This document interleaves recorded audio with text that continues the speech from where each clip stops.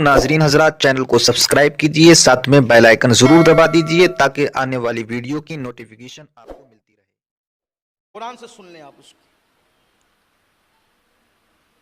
ایک قوم تھی، قرآن نے اس کا ذکر کیا، ایک قوم تھی، ان کی بستی میں طاعون پھیل گیا، پلیگ، طاعون کی وبا پھیل گئی۔ اور طاعون کی وبا پھیلی تو اسلام کا مسئلہ یہ ہے کہ جب طاعون پھیلے، وبائی بیماری پھیلے، تو تم جہاں ہو وہاں سے بھاگو مت، جہاں وبائی بیماری ہو وہاں سے بھاگ کے کہیں اور مت جاؤ، اور اگر آپ کے علاقے میں نہیں ہے تو اپنا علاقہ چھوڑ کے بیماری کی جگہ مت آؤ، تم بیماری کی جگہ مت آؤ اور بیماری کی جگہ سے بھاگو بھی مت، اس لیے کہ اینما تکونوا یدرککم الموت ولو کنتم فی بروج مشیدہ، کہ اگر تم مضبوط قلعے میں چھپ جاؤ گے تو بھی تمہیں موت وہاں اگر لکھی ہے تو آ کے رہے گی، اگر لکھی ہے تو آ کے رہے گی، اور اگر نہیں لکھی ہے تو آپ پڑے رہیں بریج کے نیچے، کھلے آسمان کے نیچے، تو بھی آپ کا کچھ ہونا جانا نہیں ہے، اور اگر آپ کی موت لکھی ہوئی ہے پھر آپ شیش محل میں رہیں تو بھی موت وہاں، ایک سیکنڈ پہلے اور ایک سیکنڈ بعد موت ٹلتی نہیں، جس کی لکھی ہے اس کو تو آنا ہی ہے۔ تو اس لیے زیادہ بہادری دکھانے کی ضرورت نہیں، اپنا علاقہ چھوڑ کے بیماری کی جگہ نہ ہو، مصیبت مول نہ لو، اور بیماری کی جگہ سے بھاگو مت۔ یہ اسلام کا اتنا خوبصورت قانون ہے، اتنا خوبصورت قانون ہے، اسی لیے جب پلیگ کا مرض آیا تو کئی ہزار لوگوں کو ایمان کی دولت نصیب ہوئی، کیونکہ اوروں کے مردے کوئی دفن کرنے والا نہیں تھا، اور مسلمانوں کی میتیں ویسے ہی شان سے جاتی تھی جیسے اور دنوں میں شان سے گئی۔ ہمیشہ یہ بات ہے، اسلام بہت خوبصورت مذہب ہے، لیکن ہم نے اس کی قدر نہیں کی۔ ہم جس گھر میں پیدا ہوئے نا، اس گھر کی ہمیں قدر ہی نہیں معلوم، باپ داداؤں کا خیال ہے، نبی کا خیال نہیں ہے۔ ہم کس گھر میں پیدا ہوئے پتہ ہے؟ مسلمان کا گھر۔ کس گھر میں پیدا ہوئے؟ اور مسلمان کا گھر کا مطلب پتہ ہے؟ ملا علی قاری فرماتے ہیں ہر مسلمان کے گھر میں حضور کی روح پاک موجود ہے، جس گھر میں رسول اللہ کی روح موجود ہے اس گھر میں ہم پیدا ہوئے، ہمیں کمی کس بات کی؟ سوچیں، کبھی خیال نہیں کیا؟ ماننے والوں کے لیے سب کچھ ہے، نہیں ماننے والے کے لیے کچھ نہیں ہے۔ میں کہتا ہوں جس کے گھر میں نبی کی روح موجود ہو اسے کس برکت کی تعویذ کی ضرورت ہے؟ اسے کس امین القادری کی دعاؤں کی ضرورت ہے؟ ارے دولت کونین گھر میں ہے، لیکن تو محسوس تو کر، محسوس تو کر۔ اگر تو مومن ہے تو تیرے گھر میں نبی کی روح پاک موجود ہے۔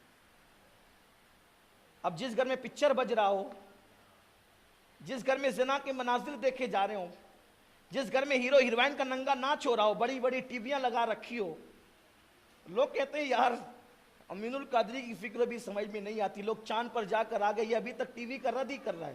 کہ میں نے ٹی وی کا رد کبھی کیا ہی نہیں، پاگل ہوں ٹی وی کا رد کروں گا؟ میں نے ٹی وی کا رد کبھی نہیں کیا، میں نے ٹی وی کے اندر دکھائے جانے والے مناظر کا رد کیا ہے۔ ہاں بے وقوف قلم کو برا کہوں، قلم تھوڑی برا ہے، قلم سے جو گانے لکھتے ہیں وہ گانے کی مذمت کر رہا ہوں، قلم کی مذمت نہیں، کیونکہ جانتا ہوں اگر قلم آ جائے کسی آگل پاگل کے ہاتھ میں وہ گانے لکھتا ہے، اور قلم آ جائے امام احمد رضا کے ہاتھ میں تو ایسی نعتیں لکھتا ہے کہ دلوں کا شبستان سجا دیتا ہے، اور خود ہی گنگنانے لگتا ہے کہ اللہ اکبر، کہتے ہیں اور بڑے مزے میں کہتے ہیں کہ نہیں ہند میں واصف شاہ ہدا، مجھے شوخی تب رضا کی قسم۔ اگر تلوار کسی دہشت گرد کے ہاتھ میں ہو دہشت پھیلاتی، صلاح الدین ایوبی کے ہاتھ میں ہو انصاف کو عام کر دیتی۔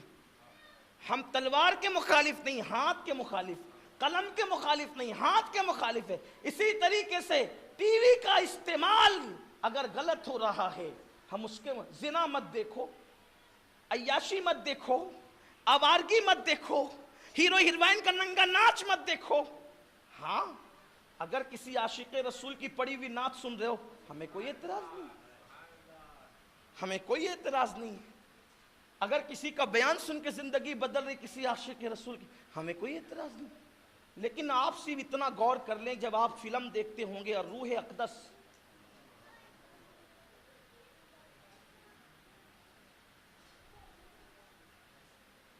میں کیا کہوں اس پر، مسلمان سے بڑھ کر بھی کوئی حضور کی بے ادبی کر رہا ہے؟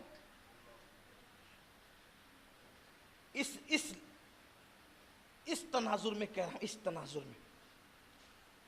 بلکہ میں تو کہتا ہوں کہ اگر یہ تصور آ جائے کہ حضور کی روح پاک ہمارے گھر میں موجود ہے تو پھر میں تو بلند آواز سے بھی گفتگو کرنے سے ڈروں. حضور کی روح پاک موجود ہے گھروں میں، لیکن یہی ہے، جو خیال کرتے ان کو برکت ملتی ہے، جو خیال ہی نہیں کرتے انہیں برکت کب ملے؟ اس لیے کہ جو رمضان شریف کا احترام نہ کرے، رمضان انہیں کیا برکت دے گا؟ جو ماں باپ کا ادب نہ کرے، انہیں ماں باپ سے کیا برکت ملے گی؟ ان کے لیے تو ماں باپ پھر جہنم ہے. رمضان شریف ان کے لیے جہنم ہے جو رمضان شریف کا ادب نہیں کرتے. تو جو حضور علیہ السلام کا ادب نہیں کرتے ان کے لیے سب سے بڑی آزمائش حضور کی ذات ہے. ابو لہب چچا ہو کر جہنم میں کیوں جا رہا ہے؟ حضور کی وجہ سے. اور بلال عاشق بن کر کے جنت میں کیوں جا رہے؟ حضور کی وجہ سے. حضور کا ادب نہیں کیا تو گھر کا فرد جہنمی ہو گیا، حضور کا احترام کیا تو حبشی سے آنے والا بھی جنتی ہو گیا. حبشہ سے آنے والا جنت، بلکہ قرن میں رہنے والا، گھومنے والا دیوانہ ایسا جنتی ہوا کہ اس کی دعا پر آدھی امت جنت میں داخل ہو گئی. تعظیم کی بات ہے، لوگ احترام کریں، اپنے نبی کا احترام سیکھیں. صرف ہاتھ باندھ کے سلام پڑھنا یہی احترام نہیں ہے. یہ بھی خیال کرو حضور کی روح پاک جیسا کہ ان کی شان ہے، کس شان سے ہے اس کی تشریح نہیں کرتا. جس کا ایمان جتنا مضبوط ہے وہاں روح پاک اسی شان سے جلوگر ہے.